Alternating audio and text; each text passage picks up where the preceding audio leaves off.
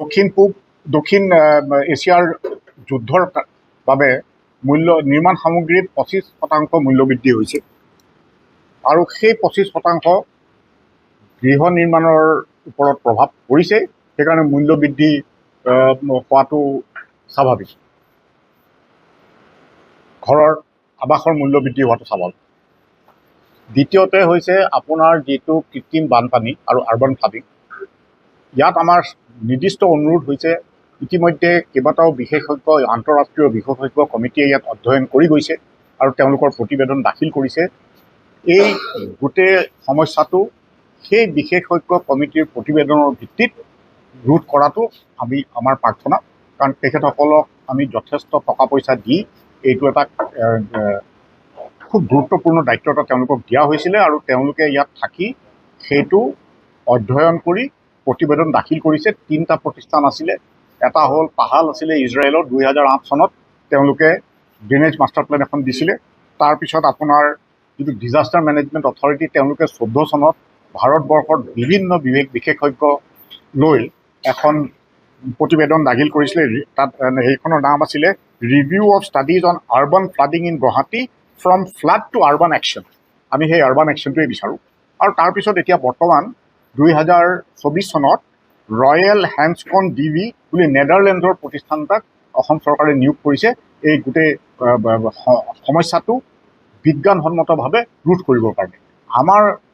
আমাৰ নিৰ্দিষ্ট অনুৰোধ, আপোনালোকে এই বস্তুটো বেলেগ আলোচনা নকৰি এই বিশেষজ্ঞ সমিতিবোৰৰ প্ৰতিবেদনৰ ওপৰত সমস্যাটো সমাধান কৰক। লাগিলে তেওঁলোকক সেইখিনি ছুপাৰভিজন কৰিবলৈ তেওঁলোককে দিয়ক, তেওঁলোকে পৰিচালনা কৰক আৰু এই বানপানীটো ৰোধ কৰক তেওঁলোকৰ প্ৰতিবেদন বা উপদেশ মৰ্মে।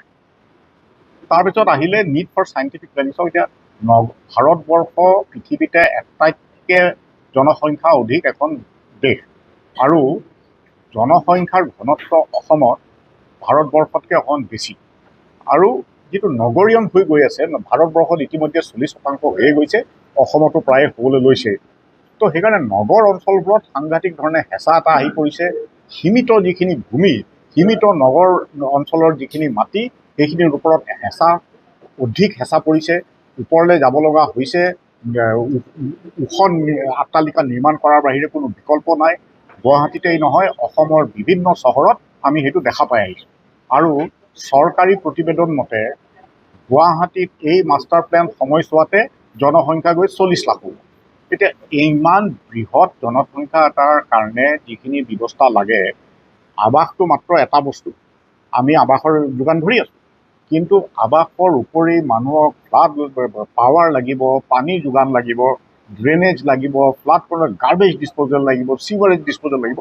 যিখিনি ছাপৰ্ট ইনফ্ৰাষ্ট্ৰাকচাৰ, সেই ছাপৰ্ট ইনফ্ৰাষ্ট্ৰাকচাৰটো পিছ পৰি আছে আৰু সেইখিনি চৰকাৰৰ হাতত আছে।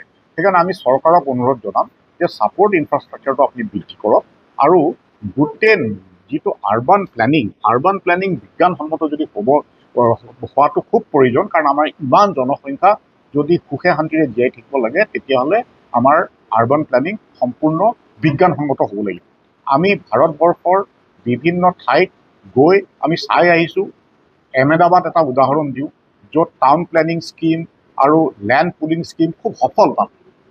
আমাৰ অসমত GMDA লেণ্ড পুলিং স্কিম 2016 চনতে ঘোষণা কৰি থৈছে, অধিসূচনা জাৰি কৰি থৈছে। 17 চনত কেপিটেল ডেভেলপমেণ্ট অথৰিটি ইয়াত জাৰি কৰা আছে আৰু 23 চনত গোটেই অসমতে টাউন প্লেনিং স্কিম তেওঁলোকে ইতিমধ্যে অধিসূচনা জাৰি কৰিছে। এই স্কিমবোৰ যথেষ্ট বিজ্ঞানসন্মত। খালি আমাৰ আপত্তি ইয়াতে আছে যে সেইবোৰ কাৰ্যত ৰূপায়িত হোৱা নাই, কাগজতে আছে। আমি চৰকাৰক প্ৰাৰ্থনা জনাম যে বিজ্ঞানসন্মত নগৰ অঞ্চলৰ যিটো urban planning, scientific urban planning আপোনালোকে কৰক। এই অধিসূচনা যিখিনি আপোনালোকে জাৰি কৰিলে, এইখিনি কাৰ্যত ৰূপায়িত কৰক, সেইটো আমাৰ প্ৰাৰ্থনা। তাৰপিছত এটা অভিযোগ প্ৰায় আমি শুনো যে নিৰ্মাতা আৰু বিষয়াৰ মাজত অবৈধ বুজাপৰা আছে। সেইটো সম্পূৰ্ণ ৰোধ কৰাটো প্ৰয়োজন। সেইকাৰণে আমি প্ৰাৰ্থনা জনাম যে গোটেই অনুমতি দিয়া ব্যৱস্থাটো অনলাইন কৰক, ছফ্টৱেৰ বেছড হওক, ইনস্পেকশ্যনটো GIS আৰু GPS মাধ্যমেদি হওক, ইনস্পেক্টৰৰ মাধ্যমেদি নহয়।